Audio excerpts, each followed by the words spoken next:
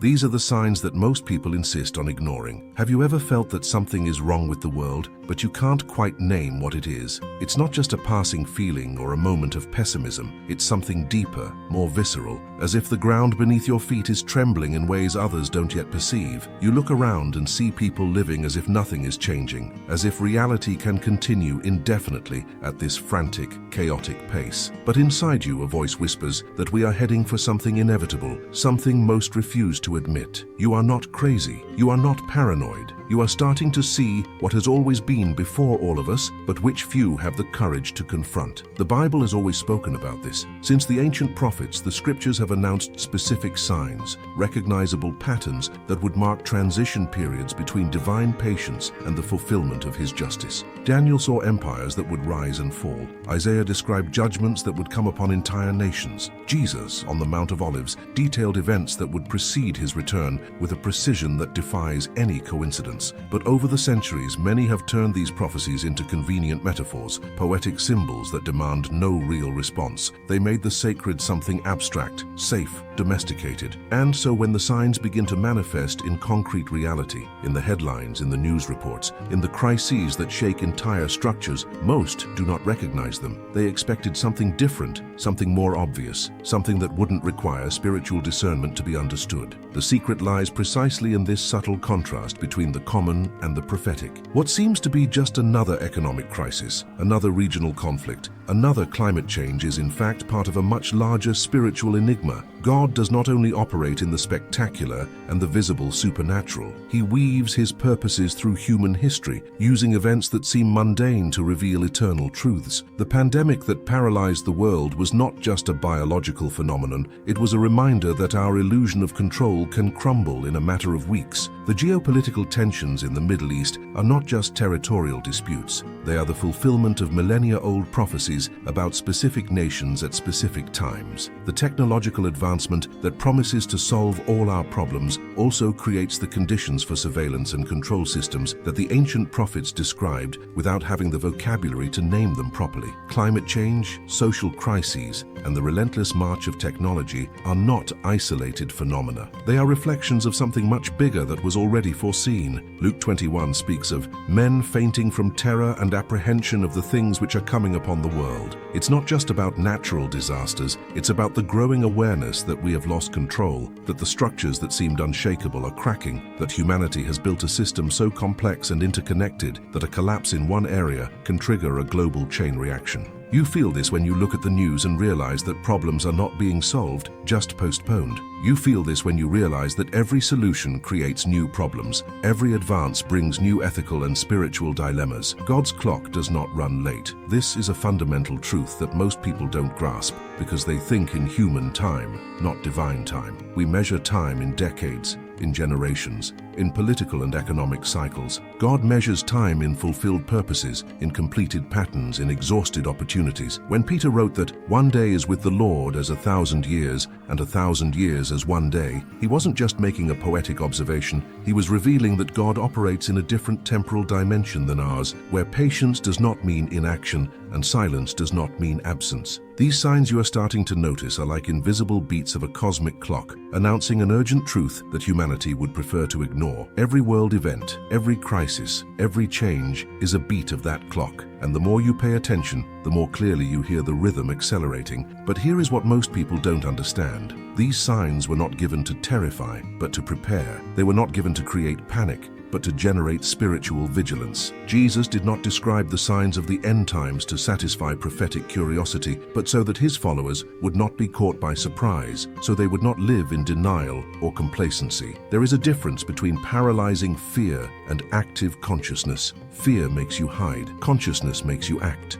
Fear robs you of peace. Consciousness gives you purpose, and that is exactly why you are feeling this restlessness. It is not a curse, it is a calling. It is the Spirit of God nudging your soul saying, "Wake up, pay attention, take your stand." You can continue to ignore it as most do, numbing yourself with entertainment and distractions, building a life based on temporary security and illusory comfort. Or you can do what few have the courage to do. Look directly at the signs, recognize what they mean, and adjust your life according to this spiritual reality. The choice has always been yours. But know this, The time for preparation is not infinite, and the window of opportunity will not remain open forever. The signs are increasing in frequency and intensity, exactly as Jesus said would happen, like labor pains that become stronger and closer as the moment draws near. You are starting to see what has always been before all of us, but which few have the courage to confront. You have the feeling that something fundamental is changing, that the structures that seemed solid are proving to be fragile. What you are feeling is not a mistake, it's a calling. The Bible has always spoken about this,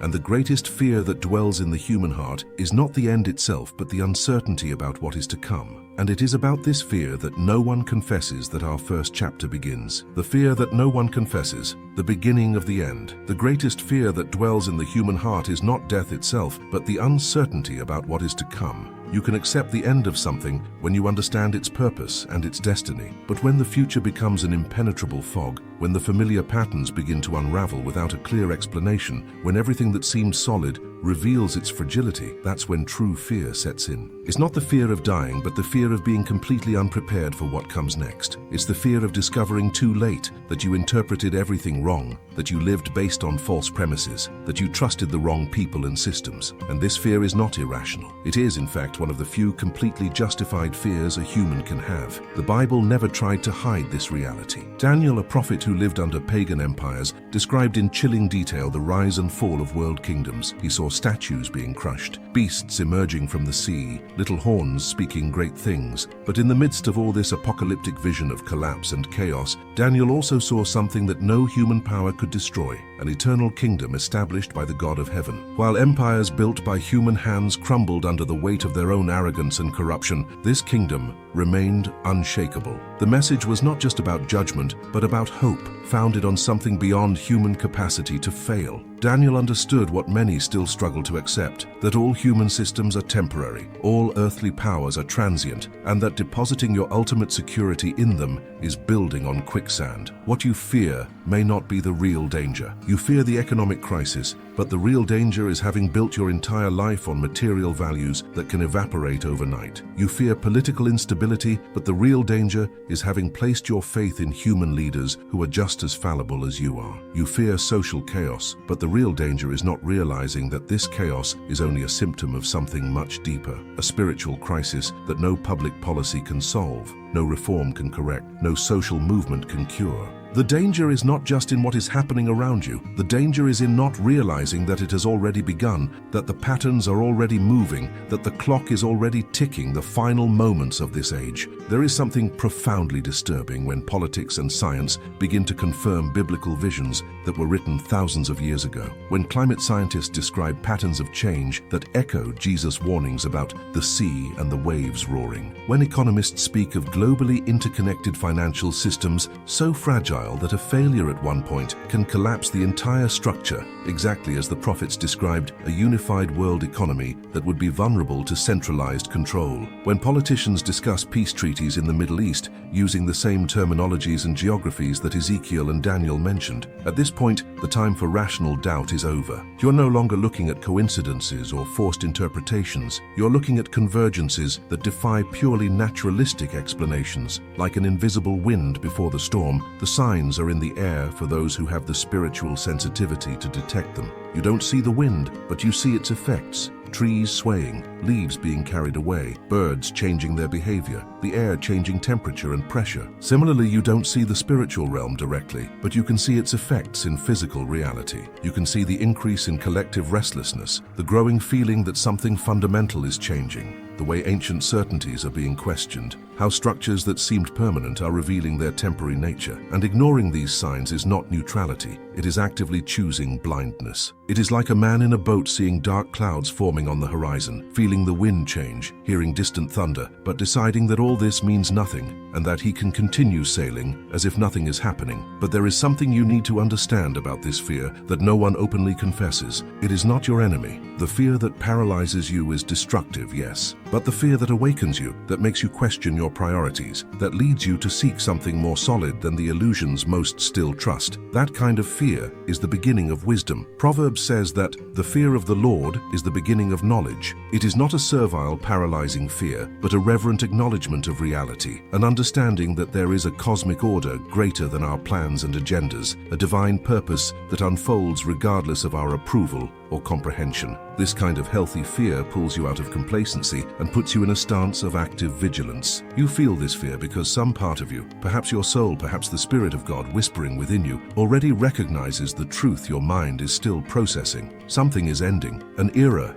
is coming to a close. The patterns that governed human history for generations are being completed. And when these patterns are completed, when the prophecies are fulfilled, when the signs converge, then comes the revelation, the unveiling, the moment when what was hidden becomes manifest. And in that moment, illusions will no longer have power, excuses will no longer have weight, denial will no longer be possible. The spiritual reality that has always been present, but which most chose to ignore, will become undeniable. You feel this fear because some part of you already recognizes the truth your mind is still processing. Something is ending, an era is coming to an end, and that is exactly what we are addressing, because it is not just a feeling. It is a forgotten prophecy, but one that is returning to life before our eyes. What seemed impossible has happened, and you need to understand what that means for your future. The forgotten prophecy that is returning to life. This undeniability of spiritual reality has deeper roots than most imagine, especially in prophecies that many believe they have already heard and fully understood. You've probably heard sermons about the end times, read articles about biblical prophecies, watched documentaries that try to connect current events with ancient texts, but there is a category of prophecies that remains silent to most, not because it is obscure or irrelevant, but because its manifestation is so concrete, so historically verifiable, so impossible to be a coincidence, that recognizing it requires a fundamental shift in the way you see the world. These are the prophecies that cannot be spiritualized, cannot be turned into convenient metaphors, cannot be ignored without a massive dose of intellectual denial. Ezekiel saw something that seemed impossible in his time. He was taken in a vision to a valley full of dry bones, scattered and bleached by time, completely lifeless. And God asked him a question that would echo through the centuries. Can these bones live? The natural human answer would be no. Dry bones do not come back to life. Completely destroyed and scattered nations do not regroup. Peoples who lost their land, their language, their national identity do not resurface after millennia of exile. It is contrary to all known historical patterns. Empires fall and never rise again. Civilizations disappear and are forgotten. Peoples are assimilated by other cultures and cease to exist as a distinct entity. But Ezekiel prophesied something that defied this historical logic. He saw tendons appearing on the bones, flesh growing, skin covering them, and finally the breath of life entering them. He saw an entire army resurrected from the impossible. This vision was not just about individual resurrection or personal spiritual renewal. Ezekiel was explicit about its meaning. These bones are the whole house of Israel. It was a prophecy about an entire people being restored from a seemingly permanent national death. And for almost 2,000 years, this prophecy remained an unfulfilled promise, something faithful believers accepted by faith, but which no generation had witnessed. Entire generations of Jews prayed facing Jerusalem, ending their celebrations with "next year in Jerusalem," without any political or historical indication that this would be possible. The Roman Empire had destroyed Jerusalem in 70 AD, dispersed the Jewish people throughout the known world, and every subsequent empire that controlled that land seemed to further solidify the impossibility of a national return. The rebirth of Israel in 1948 was not just a political event resulting from diplomatic negotiations after World War II. It was the physical materialization of a prophetic promise that seemed impossible until the moment it happened. You can study the political mechanisms, the UN decisions, the Zionist movements, the consequences of the Holocaust, and all of that is real and documented. But when you step back and look at the bigger picture, when you realize that a people maintained their ethnic and cultural identity through 2 millennia of exile and persecution, when you see that they returned specifically to the land the prophets mentioned by name, when you observe that the Hebrew language, dead as a spoken language for centuries, was revived, and is now the daily language of millions, you are no longer just looking at political events. You are looking at the hand of God, moving human history according to patterns established millennia ago. This is more than historical coincidence or the fulfillment of nationalistic aspirations. It is the visible, tangible, documented, and undeniable proof that there is an intelligence operating through history, which establishes prophetic patterns and fulfills them with a precision that defies purely naturalistic explanations. When Ezekiel prophesied, when Isaiah spoke of Israel being gathered from the four corners of the earth, when Jeremiah announced that God would bring his people back, they were not making predictions based on political analysis or social trends. They were declaring divine purposes that would be fulfilled regardless of how impossible they seemed under human circumstances. And the fulfillment of these prophecies in our era is not an interesting historical detail. It is a sign that God is active, that the scriptures are trustworthy, that the prophetic patterns are real, and that other unfulfilled patterns will also be fulfilled. What seemed like ancient history now connects directly with the newspaper headlines you read every day. When you see news about tensions in the Middle East, about Jerusalem being a focus of international disputes, about alliances forming exactly as Ezekiel 38 and 39 describe, you are not just following international politics. You are watching prophecies unfold in real time. When you read about debates concerning the Temple Mount, about archaeologists discovering evidence that confirms biblical narratives, about technological developments that make possible what the apocalypse describes, you are seeing the script being followed. And most people pass by these news items without perceiving their prophetic depth, without recognizing that they are living in an era of accelerated prophetic fulfillment. It's like watching a play whose script was written centuries ago, but most of the audience still doesn't realize they are not watching. They are participating. You are not a neutral observer of history. You were born in this specific generation, at this specific time when these patterns are being fulfilled. This is not an accident. It is not statistical casualty. You are here because there is a purpose, a reason why your life coincides with this unique historical moment. And the question is not whether prophetic events will continue to unfold. They will, because God has already set the script. The question is whether you will recognize what is happening and adjust your life accordingly, or if you will remain sleeping in the theater while the final drama unfolds around you. The forgotten prophecy is returning to life because its appointed time has come. The dry bones have risen. The dispersed people have returned. The dead language was revived. The desolate land has flourished. All this has already happened, fulfilling specific prophecies that seemed impossible. And if these prophecies were fulfilled with such precision, with so many verifiable details, what guarantee do you have that the remaining prophecies will not be fulfilled in exactly the same way? You don't have that guarantee, and that is why this moment demands not just attention, but a decisive response on your part. The answer may be written in the most unexpected places, in something most people look at every day, but fail to see what it truly is. You need to discover the secret the heavens are shouting. The secret the heavens are shouting. This decisive response begins when you recognize why so many people feel an inexplicable emptiness in the face of world changes. It's not just generalized anxiety or modern stress. It is something deeper, more existential, a growing sense of disconnection between what society promises and what reality delivers. You were taught that progress would solve humanity's fundamental problems, that technology would bring peace, that education would eliminate ignorance, that material prosperity would create satisfaction. But the further humanity advances in technical and material terms, the emptier it becomes spiritually. The more digitally connected we become, the more existentially isolated we feel. The more we control the physical environment, the less control we feel over the meaning and purpose of our lives. This emptiness is not accidental. It is the inevitable result of a civilization that built everything on materialistic foundations while ignoring its fundamental spiritual nature. Jesus was clear when he stated that there would be specific signs in the sun,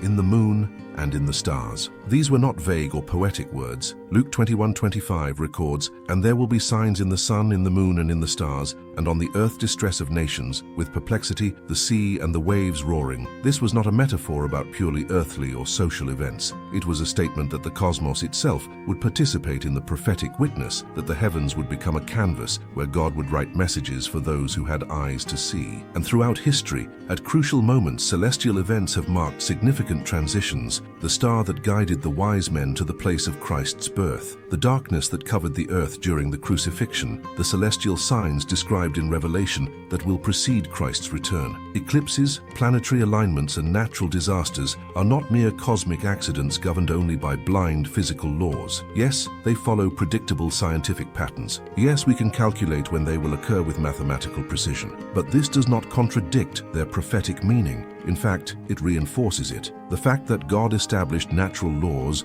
governing the movement of celestial bodies and then uses those same laws to create signs at specific times reveals an intelligence that operates both through and beyond the natural order. When total eclipses pass over prophetically significant locations, when rare planetary alignments coincide with crucial historical events, when natural disasters strike with timing that seems impossible to be a coincidence, you are seeing the divine signature on the physical creation. Science describes the mechanisms, but the Bible interprets the meaning. And when you put these two perspectives together, when you allow the scientific description and the biblical interpretation to illuminate each other, you begin to see a deeper reality. Science tells you that an earthquake occurred due to tectonic pressures accumulated over years. The Bible tells you that God uses earthquakes as signs of His presence and judgment. Both are true. Science explains how an eclipse works through orbital geometry. The Bible shows you that God places these events at specific times for specific purposes. There is no contradiction, there is complementarity, and together these perspectives reveal the spiritual urgency of the moment we live in. The heavens are not silent. They are constantly speaking, declaring the glory of God, witnessing His purposes, marking prophetic time. The heavens are like an open book, but only those who awaken can read between the lines. Most look at the sky and see only physics, gases, plasma, nuclear reactions, gravitational forces, but there is a deeper language written in the stars, a narrative that transcends mere celestial mechanics. Psalm 19 declares, "The heavens declare the glory of God, and the firmament shows His handiwork. Day unto day utters speech, and night unto night shows knowledge." This is not empty figurative language. It is an assertion that the physical creation has a communicative dimension, that God speaks through what He created, that the universe itself is a continuous testimony of its creator and His purposes. When you start to see the cosmos this way, when you allow this prophetic perspective to inform how you interpret celestial and terrestrial events, everything changes. You are no longer just watching news about natural disasters. You are seeing signs. You are no longer just observing astronomical phenomena. You are reading messages. You are not just experiencing climate change and geophysical instability. You are witnessing the planet in labor pains, exactly as Paul described in Romans 8, where all creation groans and suffers pains until now, awaiting its final redemption. The earth itself is not a neutral, indifferent entity. It responds to the spiritual state of the humanity that inhabits it. It reflects sin, rebellion, the rupture of the relationship between creator and creation. There is a reason why ancient cultures looked to the heavens for guidance. They intuitively understood something that modernity has forgotten in its scientific arrogance, that there is a connection between the celestial and the terrestrial, between the macrocosm of the universe and the microcosm of human existence. They erred by worshipping the celestial bodies instead of the Creator, but they were right to recognize that the heavens have meaning beyond the physical. And now, in an age where astronomy is purely secular and mechanistic for most, God is using those same heavens to declare truths that humanity can no longer ignore. Every shooting star, every solar flare, every disruption in the expected natural order is a reminder that we live in a universe created and governed by a personal God who is actively involved in His creation and who is guiding history toward a designated conclusion. But here is what breaks the denial of many. You don't have to believe in these signs for them to be real. Your disbelief does not alter reality. Your rejection of the prophetic interpretation does not impede the fulfillment of the established patterns. The heavens will continue shouting their messages regardless of how many people choose to cover their spiritual ears. And when the culminating moment arrives, when the signs converge in a way that makes it impossible to deny them, the choice you made to pay attention or ignore will have eternal consequences. The heavens are giving you time to awaken, to recalibrate, to align your life with the spiritual reality that has always been there, but which you may have ignored. But that time is running out faster than most realize, and the reason for this is the fatal error that most people keep making, trusting in the appearance of the world. The fatal error, trusting in the appearance of the world. This time to awaken is running out faster than most realize, especially for those who still believe that peace and security will come from political leaders, human governments, and technological technological advancements. This belief is not just naive, it is the most dangerous trap of the modern era. You have been conditioned since childhood to trust the system, to believe that human institutions are the answer to human problems, that if we just elect the right leaders, pass the right laws, develop the right technologies, then we will finally achieve the utopia humanity has always sought. But this promise is a carefully constructed illusion that keeps billions of people trapped in a perpetual cycle of hope, followed by disillusionment, followed by new hope in a different but equally flawed solution. Paul already warned the early church about exactly this error. In 1 Thessalonians 5:3, he wrote something that should make every believer stop and reconsider where they are placing their trust. For when they say, peace and safety, then sudden destruction comes upon them. This was not a casual warning, it was a prophetic revelation about the pattern that would mark the last days, a period where humanity would be obsessed with creating systems of peace and security through purely human means, where leaders would proclaim that they have finally found the solutions, where confidence in worldly structures would reach its peak. And it will be at exactly this moment of maximum human confidence that judgment will come, not as a random surprise, but as an inevitable consequence of having built everything on false foundations. Hope placed in the human system is the trap that catches millions in a vicious cycle of illusions. You vote for a political party, believing they will bring real change, only to find they are just as corrupt as the previous ones. You trust that the economy will stabilize, that the experts know what they are doing, only to see crises they swore would never happen again. You believe that technology will solve problems of surveillance, control, and manipulation, only to find that it amplifies those very problems in ways previous generations could not even imagine. And every time the system fails, instead of questioning the system itself, you are encouraged to simply try a different variation of it. A new leader, a new policy, a new technology. But the problem was never the specific version of the system. The problem is the system itself, built on fallen human nature and separation from God. Financial crises, wars, and pandemics reveal with brutal clarity how quickly our trust can be broken in a matter of seconds. In 2008, financial systems that seemed unshakable collapsed almost overnight, taking global economies to the brink of the abyss. In 2020, a pandemic showed that the entire structure of modern society, travel, commerce, education, social interaction, could be paralyzed in weeks. Wars that emerge without warning transform stable regions into zones of chaos, and each of these crises should serve as a warning that everything that seems solid is, in fact, extremely fragile. But instead of learning this lesson, instead of recalibrating and seeking a truly unshakable foundation, humanity simply rebuilds the same fragile structures with minor modifications, expecting different results. Like a sandcastle before the sea, everything that seems solid can crumble in an instant when the tide of reality finally arrives. You built your life around a career that can disappear with an economic shift. You based your security on money that can lose value through inflation or financial collapse. You founded your identity on relationships that can unravel, on health that can fail, on circumstances that can radically change. And none of this is your fault. You were taught to build this way. You were encouraged to trust these things. You were conditioned to seek security in everything except the only foundation that cannot be shaken. Jesus told the parable of two builders,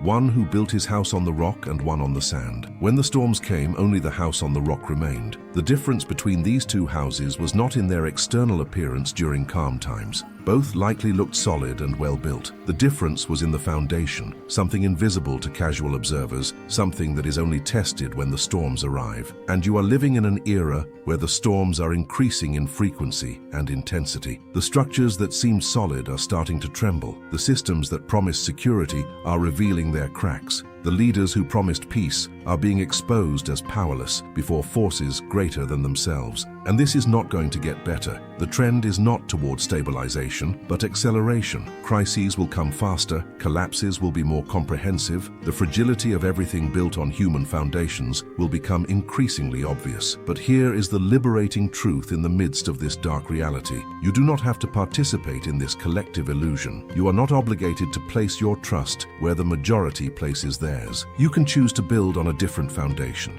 a foundation that has already been tested for thousands of years and has never failed, not because it is a pleasant philosophical idea, but because it is the fundamental reality of the universe. God is not an option among many. He is the only truly solid base in a world of quicksand. And when you make this fundamental shift in where you place your ultimate trust, when you stop seeking salvation in human systems and start anchoring your life in eternal truths, something profound changes in you. The chaos around around you does not diminish, but you are no longer being dragged by it. The storms don't stop, but your house remains firm. There is a way to have inner steadfastness in the face of external chaos, but for that, you need the key to decipher the last days. This key is what separates true preparation from illusion, but what you do with it is what really matters. If what you're hearing so far is nudging your soul, don't let this message stop here. Leave a like so YouTube shows this video to more people who need to wake up. And to continue deepening your understanding and preparing yourself, subscribe to the channel and turn on notifications. The hidden key to decipher the last days. This inner steadfastness in the face of external chaos only comes when you grasp the hidden key to decipher the last days, a key that most seek in the wrong places. How do you know if you are truly prepared for what is coming? It is not a matter of having stored enough supplies or developed a detailed contingency plan for every possible crisis. It's not about being geographically positioned in the safest place or having enough financial resources to withstand economic collapses. These things may have some temporary practical value, but they do not touch the fundamental issue.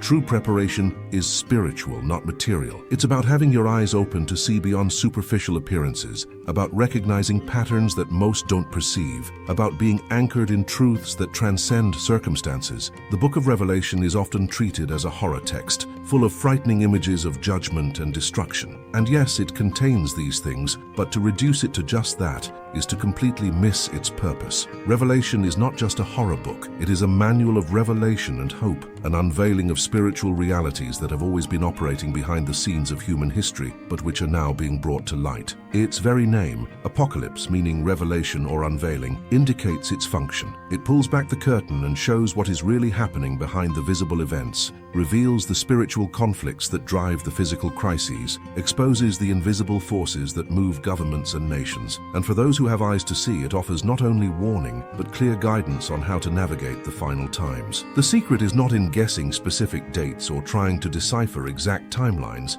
Jesus was explicit about this. No one knows the day or the hour, and those who spend their time trying to calculate specific dates for Christ's return or the start of the tribulation are chasing an illusion. God intentionally left these dates hidden, not to frustrate us, but to keep us in a constant state of vigilance. If we knew the exact date, we would live carelessly until close to the moment and then try to prepare in a rush. But the purpose of the signs is not to satisfy prophetic curiosity or allow for calculated planning. The purpose is to cultivate continuous spiritual discernment, the ability to recognize spiritual patterns as they emerge, to interpret events through biblical lenses instead of just secular perspectives. Every modern crisis is a mirror that reflects the true state of the human heart. When a pandemic exposes how quickly panic and selfishness can replace compassion and community, you are seeing fallen human nature revealed. When economic crises show how quickly people abandon principles when their finances are threatened, you are seeing where true trust really lay. When social conflicts demonstrate how superficial unity built only on shared prosperity is,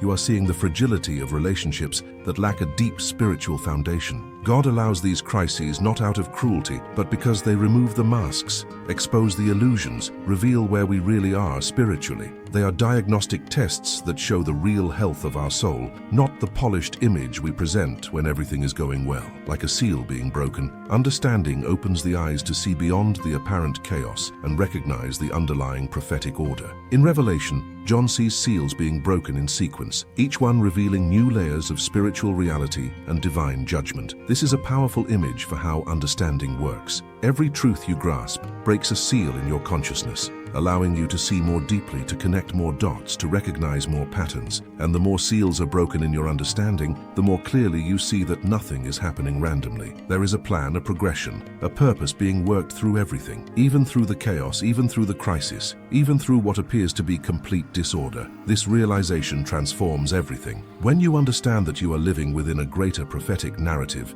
when you recognize that the events around you have spiritual significance beyond their immediate practical consequences, when you see that God is in control, even when circumstances seem completely out of control, you can navigate difficult times with a completely different perspective. You are no longer reacting just emotionally to every new crisis. You are interpreting these crises through the biblical framework, asking not just, what is happening, but what is God revealing through what is happening. This shift in perspective is the hidden key that most people never discover because they are trapped in purely secular and materialistic interpretations of world events. True preparation, then, is not about stockpiling resources or developing survival skills, although those things may have their place. True preparation is about having your mind renewed, your eyes opened, your heart aligned with the spiritual reality that transcends physical circumstances. It's about knowing the Word of God deeply enough to recognize when prophecies are being fulfilled. It's about having spiritual discernment sharp enough to distinguish truth from deception in an age of abundant information but scarce wisdom. It's about being so firmly anchored in your identity in Christ that the world's storms cannot tear you from your foundation. This is the key that unlocks the understanding of the last days, and it is freely offered to all who seek it with sincerity. This key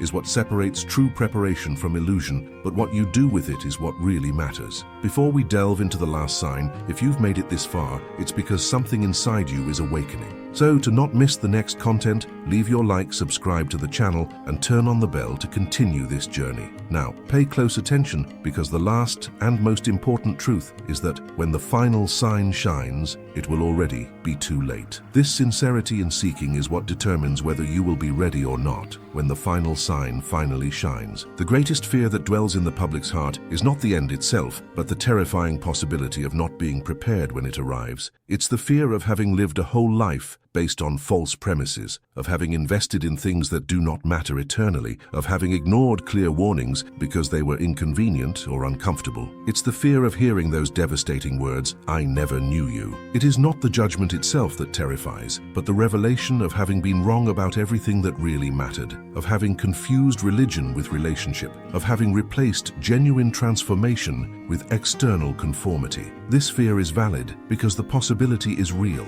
because Jesus explicitly warned about people who would say, "Lord, Lord," but to whom he would reply that he never knew them. The Bible has always pointed to Christ as the absolute center of all prophecies. They were not about disconnected events or abstract timelines. From Genesis to Revelation, every prophecy, every symbol, every pattern converges on one person, Jesus Christ. He is the seed of the woman who would crush the serpent's head. He is the Lamb whose blood protects from death. He is the promised King from the lineage of David. He is the suffering servant of Isaiah. He is the Son of Man of Daniel. He is the bridegroom who returns for his bride. All the Old Testament prophecies pointed to his first coming, and all the unfulfilled prophecies point to his second coming. You cannot correctly interpret the signs of the times without placing Christ at the center of that interpretation. He is not one element among many in the prophetic narrative. He is the focal point around which everything orbits. The final revelation will not be an impersonal cosmic mystery or an abstract event that happens somewhere distant. It will be a personal and direct encounter with the one who created you, who died for you, who has claimed you since before the foundation of the world. Every human being who has ever lived will have to confront the reality of Jesus Christ, not as a theological concept, not as an interesting historical figure, but as a living Lord and righteous judge. And in that moment, all intellectual evasions, all cultural excuses, all the rationalizations that allowed people to live as if he didn't matter will disappear. The reality will be undeniable, inescapable, absolute, and your position in relation to him, determined by choices made during this life, will define your eternity. The modern world lives in a frantic rush, always running but rarely getting anywhere meaningful. There is an urgency to earn more, conquer more, experience more, accumulate more. But God is not operating on your rushed timeline. He is revealing purpose, unfolding plans established before time began, leading human history to a conclusion that he has already determined. His apparent slowness is not indifference or weakness. It is strategic patience, giving time for more people to repent, for more eyes to open, for more hearts to turn to him before the window of opportunity closes definitively. But this patience is not infinite. There is an appointed moment when all this will end, when the last sign will be given, when the last opportunity will have passed. The secret that permeates everything that has been revealed is not just about seeing the signs and recognizing prophetic patterns. It is about responding appropriately before it is too late. Prophetic knowledge without a personal response saves no one. You can understand every prophecy, map every event, recognize every sign, and still be lost if that knowledge does not lead you to a real transformation. The response God seeks is not intellectual admiration for his prophetic precision. It is genuine repentance, living faith, total submission, passionate love. It is allowing everything you are seeing and understanding about the end times to lead you to fundamental questions. Where is my true trust? What am I building my life upon? Am I ready to meet my Creator? These questions cannot be answered theoretically. They require concrete decisions, real changes, authentic commitments. You are living in an unprecedented time where signs that previous generations only read about are manifesting before your eyes. The restoration of Israel. Technologies that make possible what Revelation describes. Geopolitical alignments that reflect exactly what the prophets predicted. Global crises that simultaneously affect all of humanity. You didn't choose to be born in this era, but it is also not a coincidence that you are here now. There is a divine purpose in your existence at this specific moment in history, and the urgent question is not whether prophetic events will continue to be fulfilled. They will. The question is whether you will fully awaken, whether you will allow this reality to transform not only your mind, but your entire life, whether you will respond while there is still time. The spiritual reality that has always been present, but which most chose to ignore, will become undeniable. What you do with this truth is what really matters. If this video led you to question where you have placed your trust, share the video with someone who needs to wake up to the signs of the times. And to continue your journey of spiritual discernment, watch other videos on the channel that deepen the prophecies and what they mean for your life today.